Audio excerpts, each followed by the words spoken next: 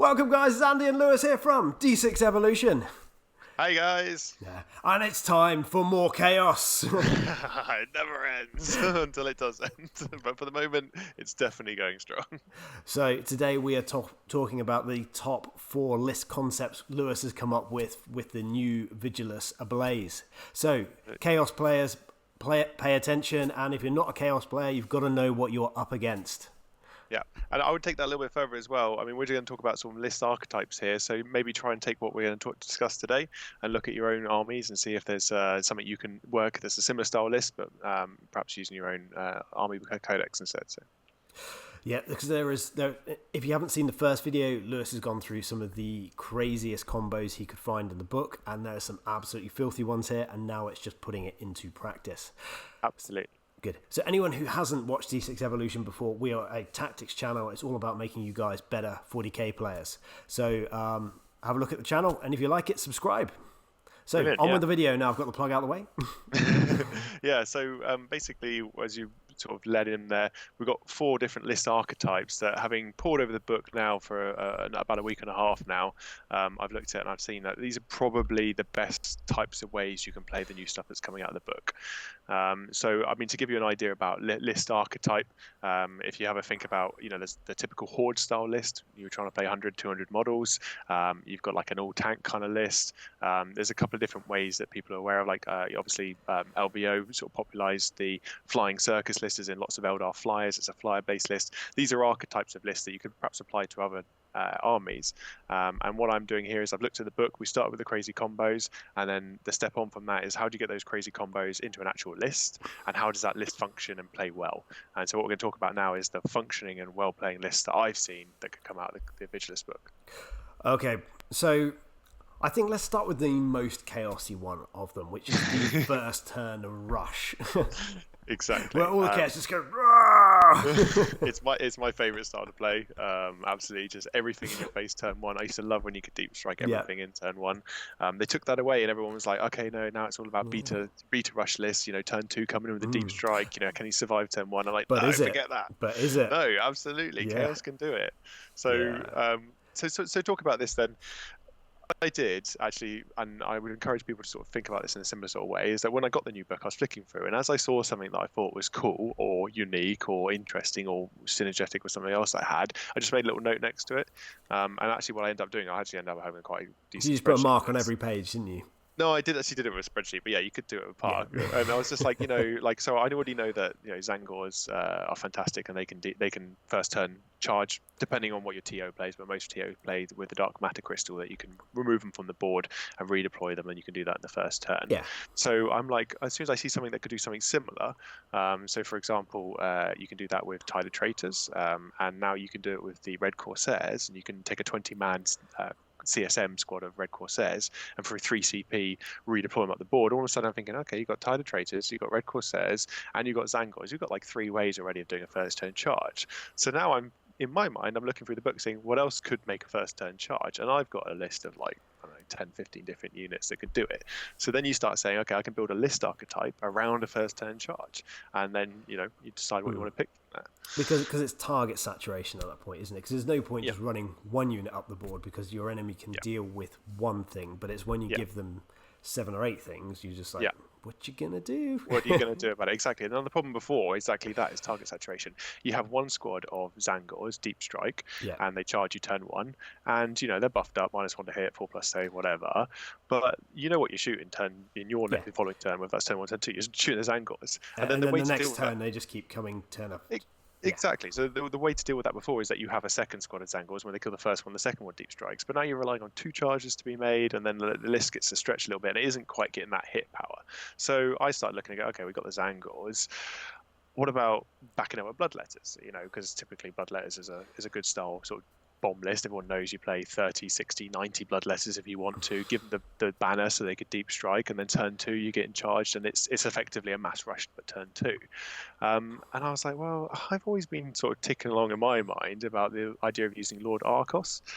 So Lord Arcos is Faithless Lord, Alpha Legion, Chaos Lord, basically from the Imperial Armor book, and he starts anywhere on the board that you want to do more than 9 inches from an enemy. So I've always had in the back of my mind, I'm like, oh, well, you could use him to summon first turn and charge first turn. Again, TO is allowing this, but most will.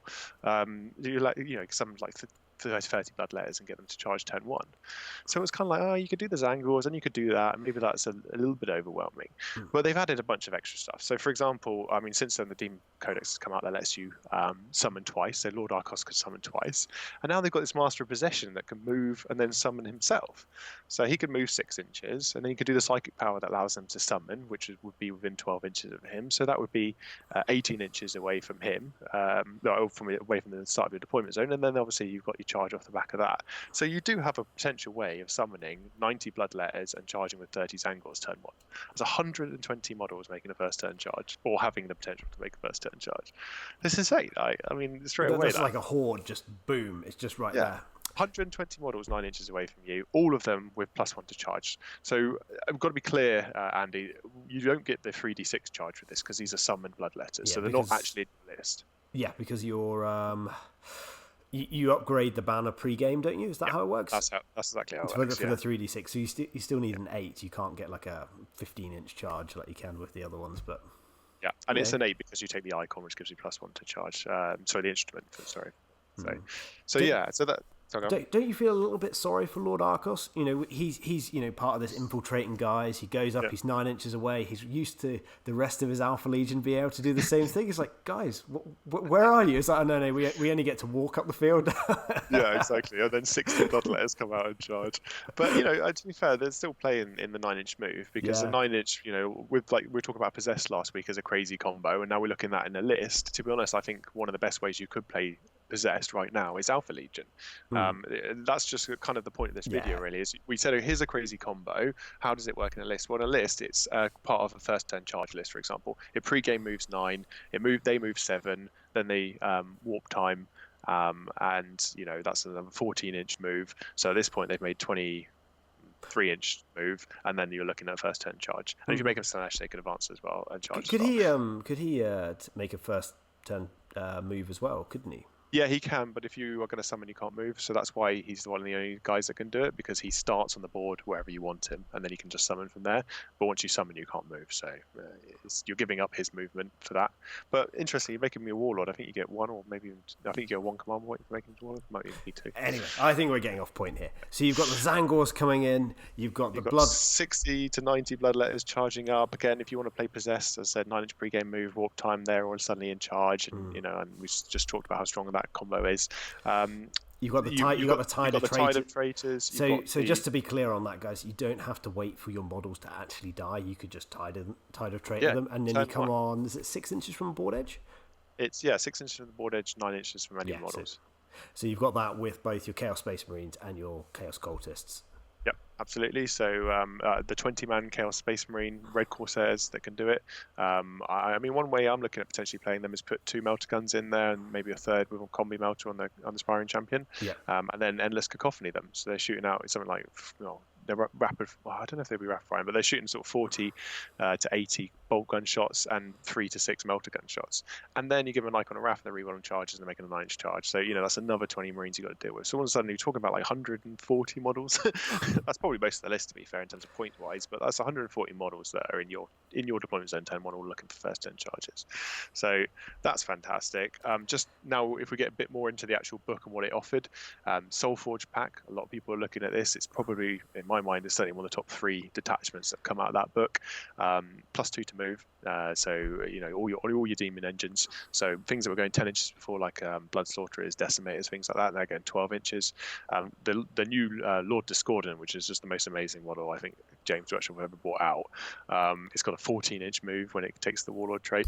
So these are things that can make that first that have the potential to make that first turn charge. And with all those demon engines, if you make them Slanesh and you have a Slanesh Herald next to them, they can all advance and charge. So that's really giving you that extra move. And then people are talking a lot about potentially like the Chiton, for example, because he's got 2d6 charge. So that's good. The other thing I think that people are missing is the old Blood Sorcerer, which I just decided to finally get around to painting my Blood Sorcerer. I've had forever. Because he auto advances 6 inches. So he goes 10 +2 for the Warlord trait, plus an auto advance 6, so he's gone 18 inches. And then if he hits with his little Impaler weapon, he gets an extra 2 inches to his charge. So essentially, it's a 20-inch move and then 2d6 charge. So again, a first turn charge option. So yeah, I mean, like you right there, you pick and choose what you want, but essentially, you've got the ability to first turn charge your entire arm. Turn 1 charge is back. It is back. Yeah. It doesn't matter about these FAQs. We'll find a way around it. Exactly. It's like, the whole reason was that they didn't like things being charged first turn. They want your Tau army to have 2 rounds of shooting. It's like, not anymore. You just imagine doing this in front of like a Games Workshop designer and just like, back to the drawing board. What is all this? Every week. Every week I'm going to make a video that's going to cause Games Workshop to go back to this. Just the last thing I want to mention in there, actually, Red Corsairs, obviously they get the advanced charge. I think bikes are coming back. I'm not sure about the bike unit, but definitely bike lords with thunder hammers. 14-inch move on a motorbike. Don't forget that. Auto advance 6. Yeah, so Red Corsairs, they're going 20 inches every turn. 3 of those guys on bikes with thunder hammers, 20-inch move, 4-inch charge if they're on the end of the deployment zone, and then maybe they're another 4 inches back, so it's an 8-inch charge. You're forcing them, even if a very good player will have to deploy further back than he'd want to.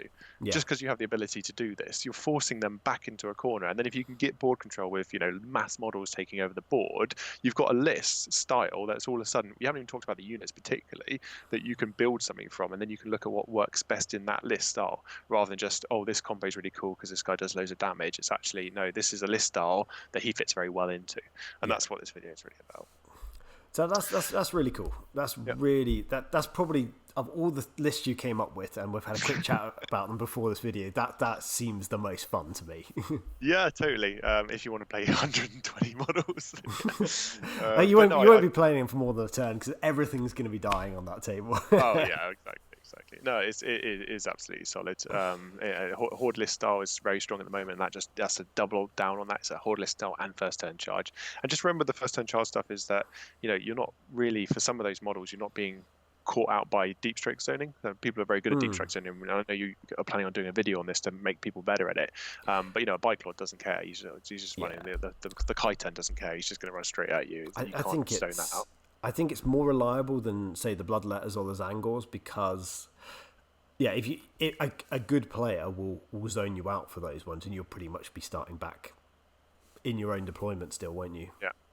Well, bear in mind that turn 1, if you get top of the turn, they can't push you any further back than their deployment zone, 9 inches from their deployment zone. And most infiltrators and whatnot. Oh yeah, true. And then turn 2, you're a little bit stronger. That's why I think that list works better when it forces into more of the angle of like the bike lords and the Chiton, not the Chiton necessarily because it's better overpriced, but the Soulforge pack style, where it's like you can't escape 20 inches. I'm going to move at 20 inches. The only way you can avoid that is by being further back than you'd want to be. And if I then have a list that can take board control whilst I'm doing that, whatever it is, Plague Bearers, it's just Horde style that just takes all the objectives. You're starting from a position where you have to deploy right into a corner, and I've started by controlling the whole board, and that just dynamic is going to help you win games straight away. So. I always find that's the hardest army to play against, one which both has the ability to run up the board and has the ability to do deep strike, because it's two conflicting things, isn't it? For deep strike, you want to move up the board, and for turn 1 charges where they run up the board, you want to run away from them, don't you? No, that's totally true. But then I think so that if you can combine both of those elements in the same list, where some of it's going to drop down and some of it's going to charge up, your opponent's just like, I'm going to.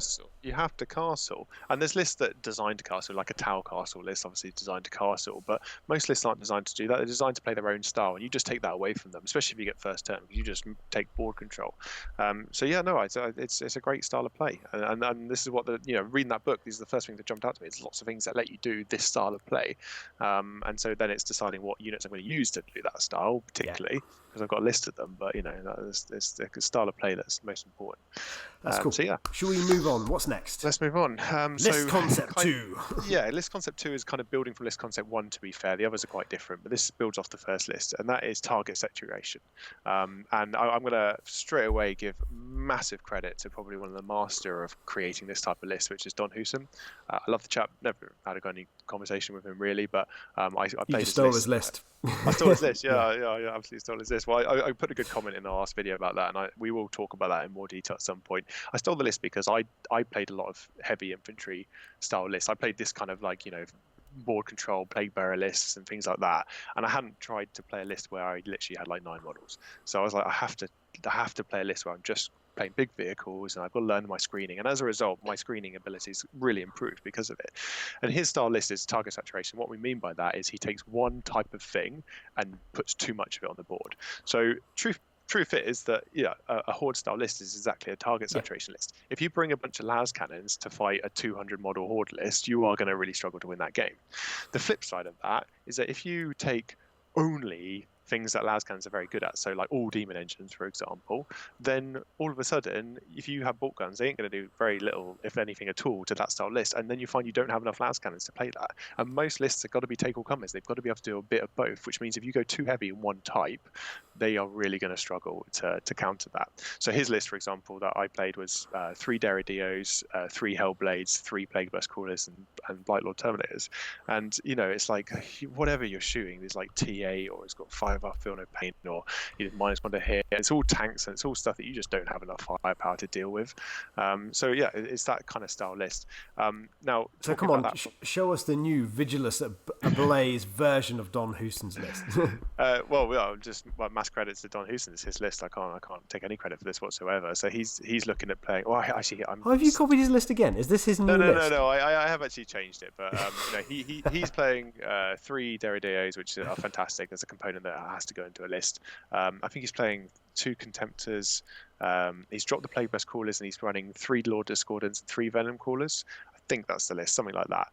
To be honest, I think the Mauler Fiends are probably better in that list, personally, instead of the extra Contemptors, but I don't know, I haven't played it enough to know. But it doesn't matter. You've got to choose from, I'd say, 3 Discordants, 3 Mauler Fiends, 3 Derrideos, 3 Venom Crawlers, Decimators, So it's all just T7 stuff, is it? All T7, 3 up, 5 up, all going like 12, 14 inches, propensity to advance and charge a couple of units, and you're just chucking that all at someone's face first turn and saying, deal with it. Kill the Lord of Discordant, kill 2.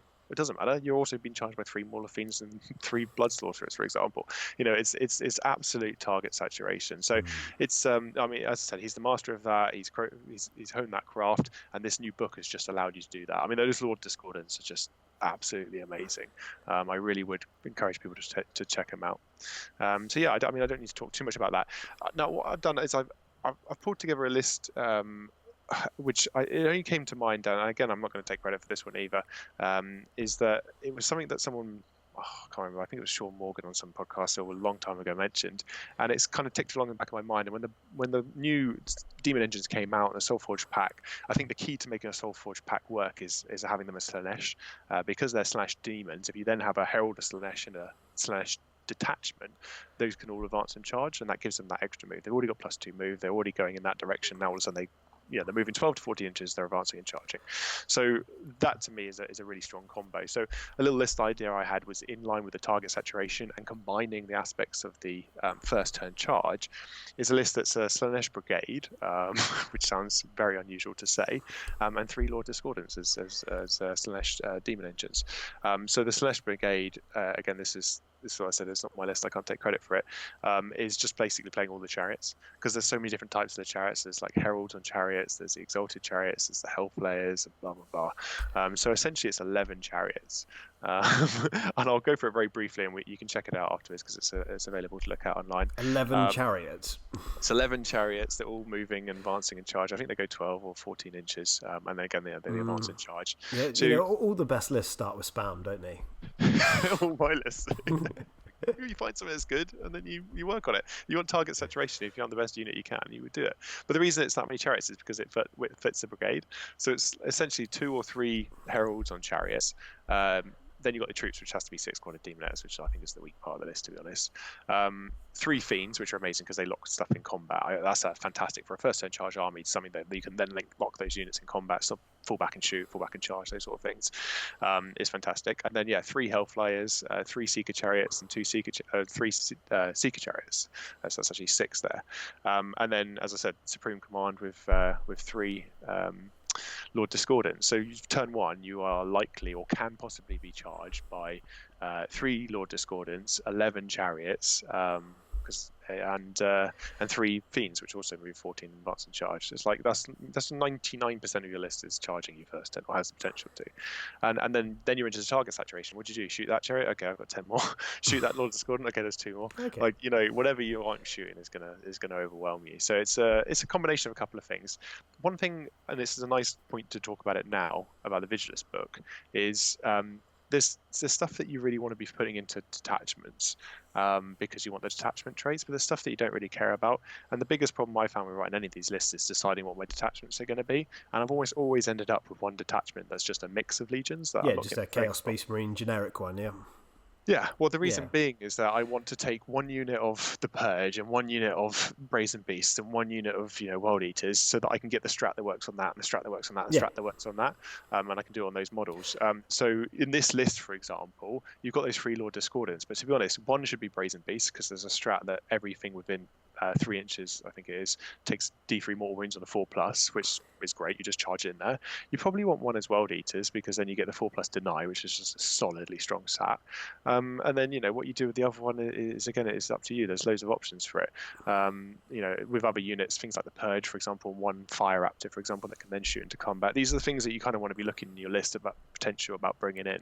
Hold on, you say a Fire Raptor can shoot into combat? Oh yeah, did I not say about that in the last video? Yeah, maybe I wasn't paying attention. Please explain that. So it's exactly what I've just described. You just say that Fire Raptor is from the Purge, right? So he's generally in a mixed detachment, unless you bring a pure Purge detachment. Doesn't get a Legion trait because he's not an infantry or Hellbrute or biker, or Demon Prince.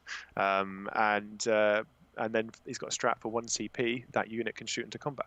So you just that's just dumb. A Fire Raptor can shoot into combat.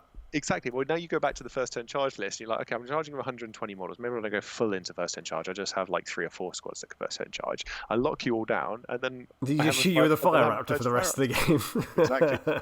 Exactly. And this is exactly what I'm trying to get at, is that you look at the crazy combos and you start piecing them together, but you piece them together around an archetype. So you go, right, I don't even know what models I'm bringing yet, but what I want to bring is a list that charges you first turn, locks you in combat, and then has the ability to shoot into combat, because I've seen a little combo from that I really want to make work. So now you start building that list out, and I haven't even written this in the notes, but like you build that list out, you say, okay, Purge Fire Raptor, Dark Apostle, obviously Nurgle because he's this is going to be like the dumbest game of 40k ever. So now he's -1 to hit. He gets an extra -1 to hit for the Dark Apostle, which he's doing at the start of turn. So turn 1 you give him -2 to hit. Is Nurgle, so you can cast Miasma of Pestilence, so it's -3 to hit. Yeah. So it's almost an unhittable, and for some armies it is an unhittable Fire Raptor that is shooting into combat. And then the entire rest of the list is just stuff that's going to lock you in combat with fiends and with massive bodies. And it's like, it's just free, just like a shooting fish in a barrel. I think that might even be all the name of the list. So. Yeah, and in case anyone's wondering, the Chaos Fire Raptor is actually still really good. The Imperial one's been nerfed into the ground because we overused it, and I was guilty as well. I had 2, but the Chaos one, the Chaos guys were a little bit more toned down with it. Have kept it secret. Yours is like a lot cheaper, isn't it? Yeah, it's 385 points, I think. I can't remember. It's been a while since I looked at it. The Imperium was well over 400. Yeah, definitely. Didn't get hit as bad. It's not quite as good. You still get 24 bolt gun shots and it's still a Fire Raptor. Yeah, it's still a Fire Raptor. And to be honest, if it's -4 to hit, or -3 to hit, sorry, there is a way to make it -4, then, you look at loading it down, you're like, oh yeah, no, I'll give it the 4 las cannons. Why not? It's like an extra 100 points. But you're like, yeah, but to be honest, it's never going to be hit, and I've got 4 las cannons that are shooting every turn as well. So yeah, it's good. It is solid. Yeah. So I think we've pretty much covered off the target saturation, and actually we're talking about the Fire Raptor and the -to hit, so it's a nice segue, I guess, into my next style list. Yeah, you've got so many minuses to hit in this book. It's a bit like what the Space Marines have, because they've got the Space Wolves, they've got the Dark Angels, they've got more Dark Angels, they've got some. Everyone's got a dumb Vigilus detachment which does it. So yeah. Chaos have the same, don't they? Because you start with the Alpha Legion trait, don't you? Well, yeah. So I mean, everyone knows about the Alpha Legion. Yeah, I just think with the Vigilus book, just to be clear, there is 4 new ways of getting in the Vigilus book that I'm aware of, and there might actually be more as well that I'm aware of. Like straight out of the book. Like, so what I was doing is I was reading through and I'm like, oh, there's a -1 to hit. Oh, that's interesting. Oh, there's another -1 to hit. Oh, how many models are there that could do -1 to hit? And it's like something like 8 or 9 CSM types of units or traits or strats or whatever that can give you -1 to hit. And you're like, there's like a combo here, like something's brewing. Yeah. So are they -1 to hit and shooting, or -1 to hit all the time? So they're different, and so you got to be clear on which one's which, and you got to build your list around understanding it. So this is the miss me style list, right? The -1 to hit list. So in essence, you look at, I guess firstly it's probably best to break it more logically into legions, because you can't mix all the legions and you've got to decide which ones you're going to go for, and then like the things that are available to all the legions that you can then combo and get more out of. So you mentioned Alpha Legion, that's obviously the start one, over 12 inches, -1 to hit, stock, probably one of the best because it's passive, you don't have to do it, you don't have to pay strats for it, you it's just always on. So we talked about those possessed, and they're great, but if they get shot off the board turn 1, they're going to really struggle. So this is something that you just they already have -1 to hit, so they're already becoming stronger. Great for havocs in the devastation battery, obliterators, and the fire act. Well, the fire act doesn't get Legion trait. The other one is Night Lords. People already knew this. Is 1 CP. Now that's a good one because that actually you do it in the shooting phase, but you do it when you get targeted. So you don't have to spend the CP if they ain't getting shot at. So those possessed, you can decide not to pay for them, and then and then if they get targeted, you're like, oh, you targeted me. Oh, okay, I'll make a -1 to hit. So it's inventory only. Inventory only. Yeah, so it's just like a bad version of lightning fast reflexes, yeah? Yeah, although because you choose after you've been targeted, which you don't do, I don't believe you do with that. So what happens, I can't remember exactly how it works, but essentially like with plasma guns, they can show, oh, I'm going to overcharge against your possessed because it's 2 damage and I'll kill a model every time. You go, okay, fine. And then I think they roll the dice first and then you can do the strat. Do it after they've declared anyway, so they go to overcharging. Oh yeah, now any one or two is going to kill your model because they're -1 to hit. Because another -1 to hit. So those are all, everybody knew about that. That's already in the book. But now you've got 2 new things. So one is the Fallen, which annoyingly it only works on the Fallen models, and those have to be the Fallen Space Marine guys. And now you can do a Sorcerer and a Rhino. That's not that great. I did at one point think you could just declare anything as a Fallen. I just love the idea of a Lord of Skulls with like a hood, like a Dark Angels, like painted black with like a big hood on it, and being like -2 to hit. Just a bit more angsty than normal, yeah. But yeah, no, so it's just those models. But then the most interesting one for me, the new edition, is the Crimson Slaughter, and this is just, I think, it's so strong. I think it has to be on something like a Hellblade or something, just something that can fly up turn 1 and just get into your lines. Helldrake could also do it. And basically, you pick it's 2 CP, so it's a bit of an investment, but you pick a terrain piece, and then everything, I think it's within 3 inches, gets -1 to hit, which is phenomenal. And I tell you what, people are not going to know that's coming. You just say, I've got 2 flyers here, or let's say I've got a Fire Raptor and 2 Hellblades and a little Air-Wing detachment. This one is a Crimson Hunter. This one is a Crimson Slaughter Hellblade. No one thinks any more of it. And then first turn you fly that up, and they're not targeting it because it's least important to them. And then you go that terrain piece that your entire army is because people hug terrain, don't they? Of course they do. They want to be in the terrain. They don't go, oh, let's not go in the terrain today. No, they're always going to be in there. And even if they're not in it, they can be within it, right? They can be like 3 inches close to it. Yeah. They just happen to the end of the unit just be tagging that side piece of terrain because they're not thinking about it. We're like, oh yeah, that unit's -1 to hit. But that's for that unit, right? So if they're then shooting an Alpha Legion unit, the Alpha Legion unit's now -2 to hit because that unit's at -1 and they're shooting something that gives them a -1. And you're like, okay, you got -2 to hit out the back of that. So even if they move away from the terrain, are they still doomed as such with the... No, I think it's while they're within. I'd have to read this. So they all have to run away from the terrain, essentially. If you were a really good player and you're coming up against someone who's got this, and you notice that they're taking a Hellblade that's got Crimson Slaughter on it, you go, oh, well, obviously you're doing that because you're going to fly it up and you're going to doom a piece of terrain. What you do with that information, do I not put anything in cover now? Do I try and stay away from terrain? Like, do I try and stay out like in the middle of line of sight because I'm not hiding behind a piece of terrain anymore? Like, I don't know what you actually do with that information. But you think how much disruption that one unit absolutely, causes. It's like the first turn charge. Yes, when all run out in the open so my Fire Raptor can shoot you. Exactly. like, well, you think of what it just forces your opponent, like we said with the first turn charge, is that we did a video on pre-game, right, and we've got a nice little list of stuff to go through. And so one of the questions you say is, do you have anything that can make a first turn charge? And the guy goes, yeah, I've got my entire army. And you go, okay, well that means I'm going to play like this. Do you have anything that gives let me point out the one model which doesn't do the first turn charge? That's this Hellblade, and if you're next to terrain, he's -1 to hit. So you're okay, now I can't be anywhere near any terrain. You're just forcing these things, and for like the sake of a 130-point unit, to make someone play differently or play uncomfortably because they're worried about this thing that you might not even ever do, or just the look on their face. I would spend it for that. Yeah. Well, I just love the idea of taking, as I said, a Fire Raptor, making it -1 to hit because it's -1 normally. We'll come on to the Dark Apostle next, which everyone knows. Dark Apostle, Benediction of Darkness. It's a prayer on a 3+, -1 to hit. You can buff that to a 2+ with one of the Darkest Disciples, which I think you always do, and then obviously you can re-roll it. So it's 2+ re-rollable. It's pretty much guaranteed. And the key for this one is that it happens at the beginning of the turn, no matter what. I think it's been the beginning of the battle round. Yeah, the battle round. Yeah. So it's whatever turn it is. If you don't get first turn, you still get to do this. And it's on one unit. So we're saying about that Purge Fire Raptor, for example. It's -1 to hit normally. You do the Dark Apostle on it, that makes it -2 to hit. Even if you don't have first turn, it's getting -2 to hit. If you do get first turn, your Miasma Pestilence is -3 to hit, and your Crimson Slaughter Hellblade flies up, and then in their shooting phase makes it -4 to hit. And there's pretty much nothing in the game that's actually going to be able to shoot that, or nothing substantial that's going to do it. You have to be hitting on 2+, and even then you're only hit on 6s. So the only thing that's a little bit worrying I get to play against is like looters, for example, because they get the Daka, and they always hit on 6s anyway. Yeah, everything and then dies to bloody looters, though, doesn't it? Yeah, but then you just outrange them and you come in when you need to be. So you've got the play there. Dark Reapers again because they always hit on the 3+. But other than that, every army is going to struggle to do anything against that Fire Raptor. As I said, that Crimson Slaughter is just absolutely key, and it gives you a way to just make things so powerful. Yeah. Do you know what I'd really like? You know all these Eldar lists which are coming up with all these flyers, and you make that thing -4 to hit and go, see what it feels like when you can't bloody well hit a flyer.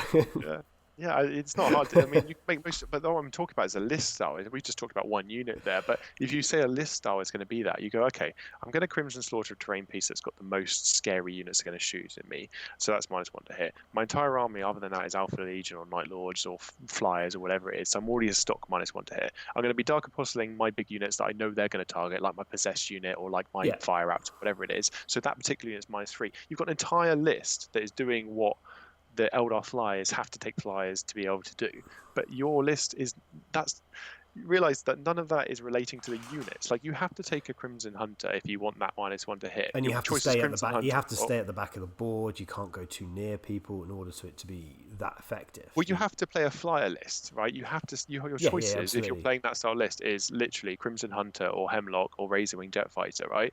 So those are your 3 units to choose from to create a list. Whereas what I'm talking about could be any model in the game. You could have Obliterators. You could have Possessed. You could have just cultist spam. You could have Fire Raptors. You could have Chiton can be -1 to hit and then Crimson Slaughter makes it -2. You can take whatever list you were going to take anyway. You can play your first turn charge, your target saturation. You can do anything you're going to do, and then you have this as an extra layer on top of it just to make it super hard to be shot at. So yeah, absolutely fantastic. Lord Discordant's worth talking about in there because if he's within 6 inches, so we go back to the first turn charge list of an enemy vehicle. Okay, it only works on vehicles. He makes them -1 to hit. So you come up against those 3 kill shot predators, you don't need to bother Crimson Slaughtering them. That can be saved for something else somewhere else in the field. And then the last one actually that I thought about was there's if you're playing demons, there's a Slanesh psychic power that makes 1 unit -1 to hit. So that Castellan, really bloody scary. He's free next to terrain.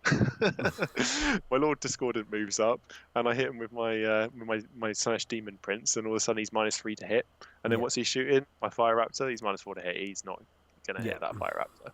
And then because you have so many abilities, previously you were going to stack everything to get 1 unit, that extra minuses to hit, but now because you've got so many different things, you can pick 1 or 2 or 3 units and make them pretty much invulnerable from shots. So I think that's better because unless your list revolved around 1 key unit, you'd essentially buff up 1 unit and then just go and shoot the next unit. So it didn't work. But if you can do it to all of them, then there is a big point in doing it. Yeah. And we're talking about list types here. So what we're saying is we're going to work around a negative to hit miss me style list, and then we decide what we're going to do. So in a list that I would look at like that, I would pick units that are imperative to the list operating. So, for example, like a squad of obliterators, I'm not sure if they are absolutely amazing or if they're trash. I've really got to play some games to understand it. But they could be amazing. You have to start them on the board if you want them to do the punishing volley stratagem, which is one of the new Vigilus things. And the problem is that you have to kind of start them on the board and you have to make them Alpha Legion because you need the 9-inch pre-game move to get into range with your 24-inch guns. But then if you're starting on the board, you're likely to be shot back. So Alpha Legion -1 to hit, Dark Apostle makes a -2 to hit. So what you decide, is that the scariest target for my opponent to shoot at me? And if so, can I make it enough invulnerable from minuses to hit to weather the first turn? Or do I make it the thing that they do shoot and make it difficult for them to shoot it while something else is happening? So, for example, we go back to the Soulforge pack, 3 Lord Discordants, 3 Mauler Fiends, and then an Alpha Legion attachment with the Obliterators. If I don't go first, I'm going to pre-game move my Obliterators up. They're going to be -2 to hit, and you're going to be trying to shoot at them with everything you've got. Whilst 3 Mauler Fiends, 3 Venom Crawlers, 3 Mauler Fiends and 3 Lord Discordants are running at your face. What are you shooting? The -2 to hit Obliterators or the Mauler Fiends? You're probably going to have to go for the Mauler Fiends or the Lord Discordants, sorry. You're probably going to have to go for those, which means that those Obliterators got to shoot at the beginning of their first turn when I didn't get turn, and then in my turn, because that was your turn, and then my turn, they double shoot with Endless Cacophony because they've already done their pre-game move 9. They've shot 3 times in that first battle round. And like all of a sudden you're seeing something that could be so powerful because it's target saturation. It's forcing your opponent to make bad decisions and shoot things they don't want to because they're taking damage from it. If they don't, they're going to hit it by the other things. And this is where the list starts to build out the combos that we've seen from the first video that we did. Yeah, I mean anything which brings back obliterators, I'm all for. I've got loads of them. Yeah, I've just been making my Alpha Legion obliterators. Put it out to the camera. Let's have a good look. See that? So yeah, that looks very much like an aggressor with some extra spikes on it. That's exactly what it is, and they've got the Alpha Legion little shoulder pads there. I'm really getting you're a little bit out of focus. There you go. Got the Alpha Legion shoulder pads there, and anyway, they're pretty. Are you sure the guns were big enough? What a big dildo cat. They are Slanesh after all. Very good. Yeah, they're awesome. I mean, to be fair, again, I've taken that idea from something I saw on Reddit a long time ago, but then I've added a few extra things to it. So just they're going to look wicked when they're done. It's so good. So yeah, I don't know, they might be crap, but the thing is as I said, if you pick a combo and you go, that's really cool, but how is that going to work? Are they just going to die the first turn? Can I keep them alive? Well, -2 to hit, you won't keep them alive, but if they're shooting at something that's -2 to hit when something else more important is getting in their face, then all of a sudden you have the option to keep them alive because you make your opponent make a choice. So I shoot something that's going to be really hard to shoot, or do I shoot the thing that's going to kill me next turn? So yeah, no, that's where I'm cool. for it. Right, should we move on to your next? Yeah, well, this is the last bit. Okay. Yeah, so this is actually the first thing that jumped out to me in the book, and we did a lovely video on combos last week, and I think that obviously the shining star of that was the Chain Lord, which somebody called a slash fucker as a play on the smash fucker. I do like that name a lot, but it seems like the Chain Lord just has taken off. Yeah, it's simple. It's the thing. Yeah, it's simple. It's so cheap. Having thought about it more because we recorded that video literally when the previews had first dropped. The vid book hadn't even dropped, and I was reading off the back of blurry. You did get a little bit excited, didn't you? Oh man, I was so stoked, and rightfully so. And everyone else, that's seen it, and I think I saw a post the other day where someone was asking to show us your Chain Lords. There was like 10 or 12 or something on there. There was so many Chain Lords, all over Facebook, and people are loving it. So that's great. I'm really glad you guys are playing it. I would say that I've kind of concluded, I think, on the best way to play it, and that would be a bike. The reason being is that you really, if you want to make him first turn charge, which is part of the first turn charge list, then the bike gives him a 14-inch move. You can warp time that for a 28-inch move. But the reason that it's better on the bike is on the Juggernaut, you don't get the Veterans of the Long War, which I think is the kicker. Really, you want to be playing with the Crown, but then it's a really janky combo to try and get in. So I think the Veterans of the Long War is just an easier thing to do. But you want to be doing the Dark Apostle. And the thing is, if you put him on a jump pack, he's going to deep strike in. He won't be able to be Dark Apostled for the +1 to wound on the turn that he's going to charge. Yeah. So I think I've concluded that put him on a bike, Dark Apostle him up in your back lines, moving forwards 14, warp time him another 14, 28 inches. You're getting where you want to be, and then he makes that charge, and he's getting his +2 to wound, which means on the 4 plus he's getting the 2 mortal wounds. But also the bite gives him +1 toughness, so now he's T5, makes a bit more survivable, gives him extra wounds. So he's got 6 wounds. So yeah, it's just I think it's a better way of playing. Just to clarify, it was you couldn't double fight, could you, with the Juggernaut? That was what you swayed. It wasn't the veterans. It was the fact you couldn't double fight, wasn't it? Well, the veterans I was okay to take the hit on because I felt like with the Crimson Crown you're balancing out a Crimson Crown Juggernaut with Juggerlord with the Exalted Champion. I think is the best damage combo because it doesn't require the double fight anyway. It just puts out enough wounds. But to get all of that, it's just too much. There's too many items to make a combo. I think the double fight is amazing because of the movement it gives you, as well as 6 inches of extra movement, isn't it? So it's just a lot of shenanigans, isn't it? And what you can find if and it's just learn ways to play it is that if you move up, say you take the standard Chain Lord, because a lot of people are playing that. So let's talk about that. Standard Chain Lord, Warp Talons, part of the jump pack host, the host Raptorial. You land them, you charge the Warp Talons in, you charge the Chain Lord in. That's what you're planning on doing. If you want to get to your juicy target that's at the back, you're going to have to burn your CP for it. So what happens if you're within 12 inches of it, you can declare it as a charge. So you declare it as a charge, and you declare the unit that you're going to charge as a charge. The Warp Talons charge in, you follow up. The Warp Talons fight first, and they kill the screen. Potentially they will do, especially if you've got a big squad. That's 20 attacks, hitting on 3s, rerolling 1s, and then rerolling all failed wounds. That's going to do enough attacks to kill a 10-man Guardman squad, for example. And they've killed that squad. He has now made it into combat, but he hasn't been able to fight, so he gets his free pile in, and he gets his free consolidate. Yeah. And then you pay your 3 CP because now you've moved 6 inches. So from your starting position, which was 9 inches away, you've actually moved 15 inches towards that model, although you have to declare it within 12. And then now you're in base to base, or you're within an inch of it. So now you pay your 3 CP to fight again, and then he comes in with all the mortal wounds. So it's a way to hit the screen, kill the screen, move your pile in, consolidate, and then use your fight again to actually get the damage off. And just to clarify, guys, because we are a tactics channel, just to get this down completely right, even if you're not within an inch, you can still reactivate that guy. Yeah, then that's because you have charged. So the first time you activate, but even when you do the stratagem, you still don't need to be within an inch. You just have to be able to get in with your pile in, realistically, don't you, for it to be worth doing? Well, actually, you don't even need to do that. You could just. Well, there's an argument to say if the game came down to last turn and it was you were at the bottom of the turn and all you needed was to get a model 3 to 6 inches onto that objective and you had 3 CP left, you could burn the 3 CP just to move the 3 to 6 inches to get onto the objective, which could win you the game. So just have these things in your mind. These are what top players do. They know they have the ability to do these things, and when it's crutch for that one victory point that's going to win in the game, they pull it out, and someone else would have thought to do it. So. Yeah, it's just having all these little things. So this list concept you've got, what is it? So it's a list concept that I'm probably most familiar with playing because it was, as I said, I play a lot of horde style infantry lists, and essentially I call it, well, I don't call it, it's known as a peekaboo sort of hero hammer style list, and it's really frustrating for me because I've been working on this style of list for a while, trying to get to the ultimate crutch of it. Took a bit of a sabbatical into some vehicles and Don Houston style lists, decided to come back to it, and then Jim Vigilus, I think his name is, just won Adepticon with literally. See, that could have been you. That could have been you if you just hadn't gone and played around with someone else's list. Exactly, but he played. I mean, to be fair, so he is playing ultimately it's a different list. You wouldn't look at those two and say they're the same, but they're essentially the same style list. And what it is you have a bunch of infantry on the board, and then you have a bunch of characters hiding behind the infantry in essence. And those characters are absolute beatsticks. They're what do your damage.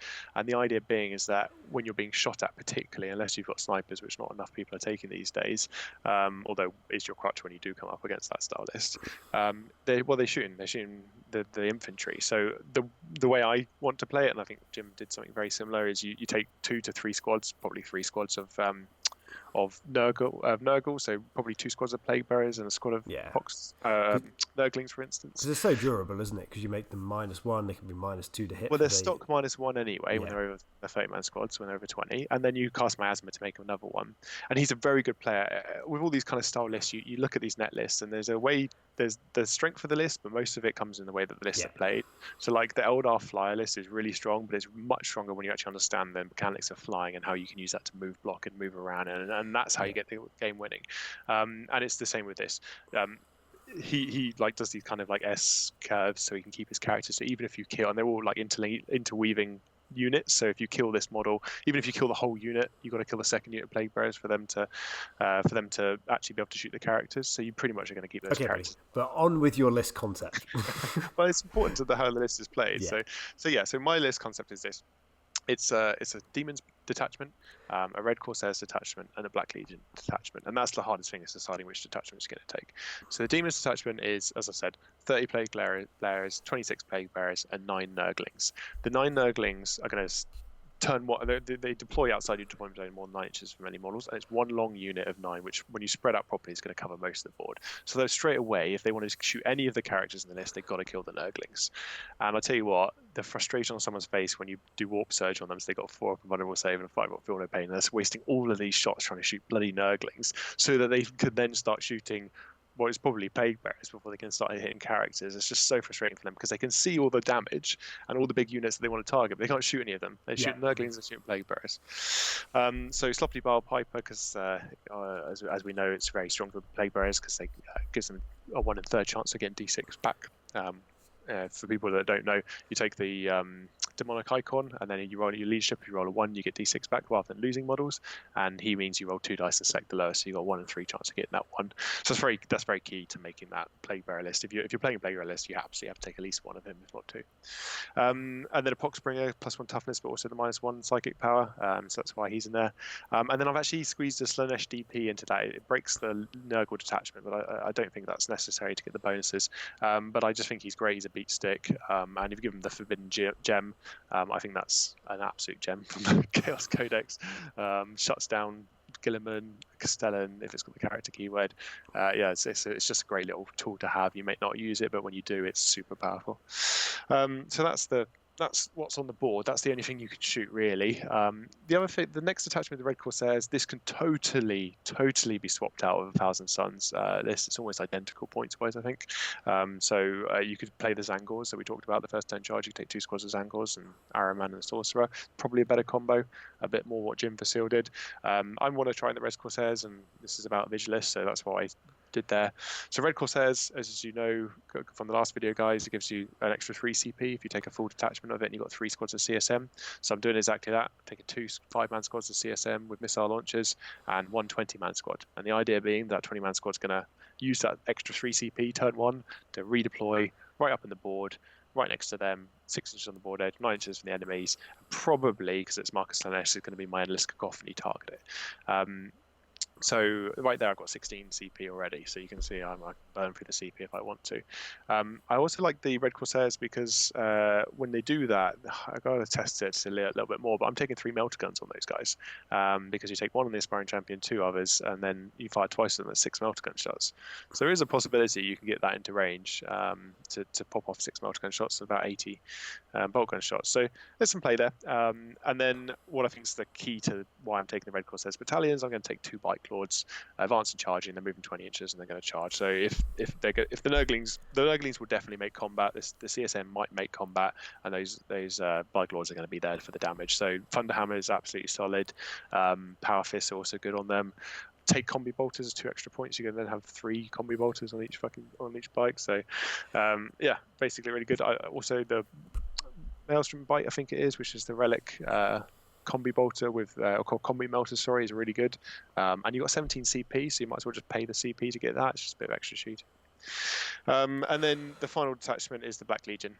So Chain Lord on bike. Yes, your guy. And then Sork on bike and Dark Apostle.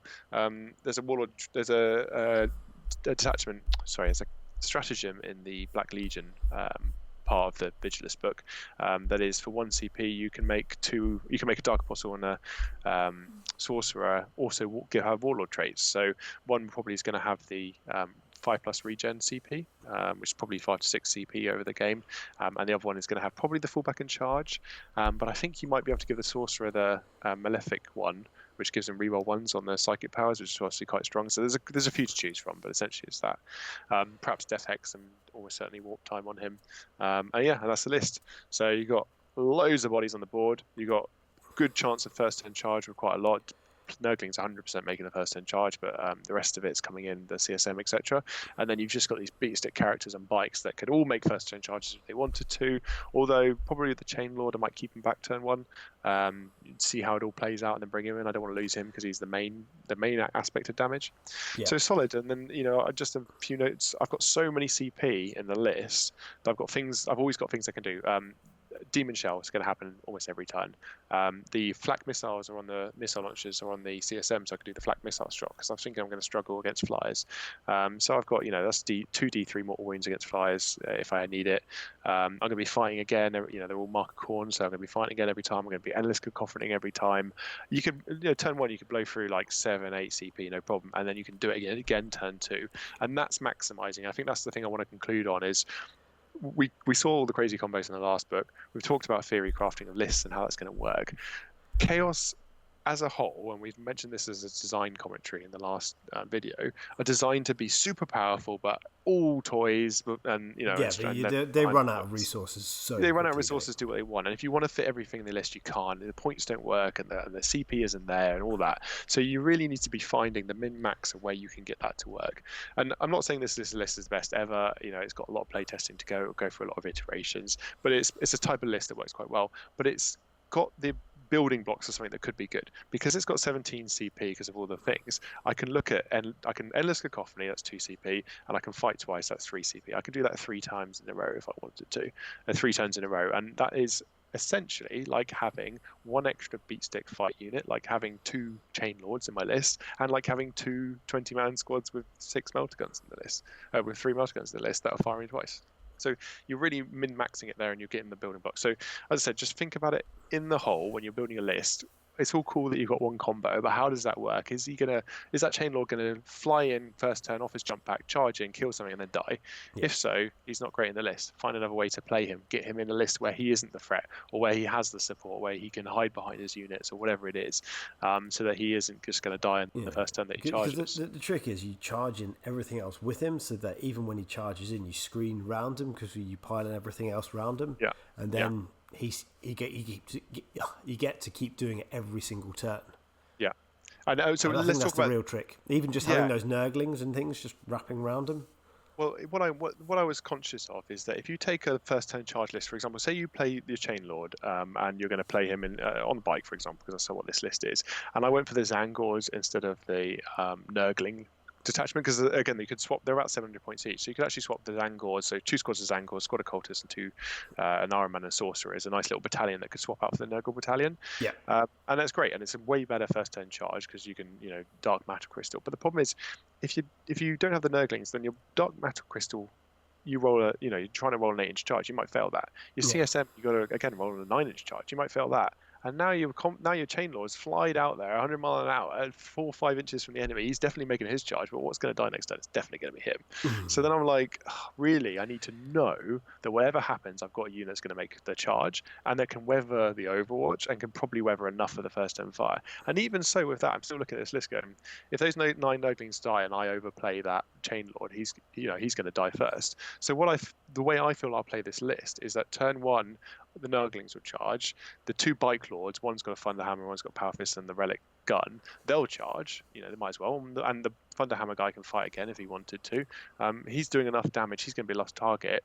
The Demon Prince and the Chain Lord probably won't. Even if they could, they probably won't make a first turn charge. They'll probably hold back in the Plague Bearers, waiting for turn 2, seeing how it develops, seeing what's died turn 1 and what turn fire have taken back. Yeah. And then at that point, then they'll come in, because turn 2 they can do just as much damage, and then turn 3, turn 4 they just go on a rampage, and the CP's there for them to fight every time and just keep churning through units. So it's one of those things that you have the ability to play it well and you have the ability to play it bad, and you've got to really think how it's going to actually play out. What's your opponent going to do, and how is it going to play out, versus what do I think is cool combo? I'm going to obliterate everyone with this Chain Lord. He's so good, and then he just characters dies. are good until they're in the open, and it's just when you charge them in, it's just making that little pocket for your character to be able to charge in and then consolidate in, so that you've got like a whole bunch of Plague Bearers or something around them still. I think that's the way to play these character lists. It's great running up to them, but then it's that next stage of going, okay, how do I keep doing that turn after turn? And I think that's where the skill comes in, doesn't it? And it is just restraint. It is just restraint. It's such a hard thing to learn, especially when you're playing with someone like the Chain Lord, which is so much damage, and you just want to go and obliterate everything. We just gotta go be like, okay, maybe I just kill like 3 models this turn, so that next turn he can go do the big damage. And the thing that you'll have to play to experience to learn is I'm looking at those 9 Nurglings, going, they can survive a lot, but they can't survive an entire round of shooting from like a Tau army, for example. No, So then you look at them and go, okay, well if they can't do that, what else is the next thing that's going to protect my characters? And if that next thing that protect my characters isn't in there, then my characters shouldn't be there. And it's judging the return fire, because you can think that you're super safe because you've got 30 plague bearers around your character and think like, yeah, he's no problem. And then if they have the ability just to wipe 30 plague bearers, all of a sudden he's out in the open and he's going to die.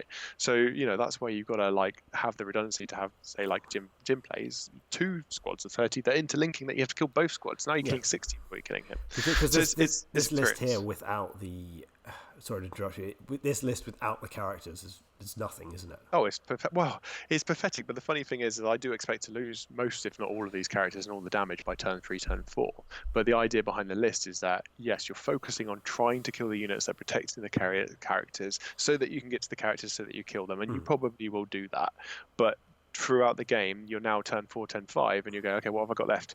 All right, 60 plague bearers or 30 plague bearers and 20 CSM that recycled, and those 2 5-man squads and those objectives. And what's the score? Oh, it's 17-10. Oh, right. What am I going to do in 2 turns? Not pull it back. Yeah. So it's forcing your opponent to push through the game, get to turn 3, turn 4 before he's actually able to start winning on objectives, and realizing he's now fighting a horde list that's just holding on the objectives. So. Yeah. Right, so I think that's it, isn't it, buddy? So how many list concepts? I think that was 5 in the end we went through. Yeah, 4 or 5. We squeezed an extra one in there. Yeah, we had to. We'll probably put them in the video description. We'll put some of your list concepts down there. That would be really cool, so you can have a look at them. Comment below. Let us know if you've got any other list archetypes you think will be really cool. Yep. I wanted to say a shout as well. We're gonna carry this through. We're doing this how to be a better 40k player. We already did one list design, and this is just pulling heavily from the stuff we did there. So absolutely go check out that video.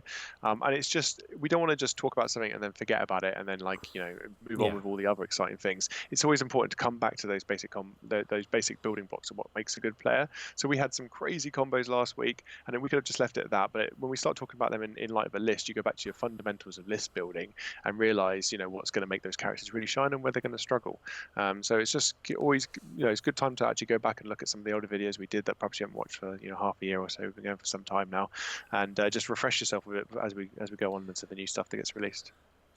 Yep. All right, guys. Well, take care. And we've just released a Gene Stealer cult one, haven't we? So yeah, that's a good one. How to beat the Gene Stealer cult? Well, yeah, with Alex Harrison. So that's really good, and that's just come up as well. So we'll see you in the next video. Take care. Bye, guys. Bye. Bye.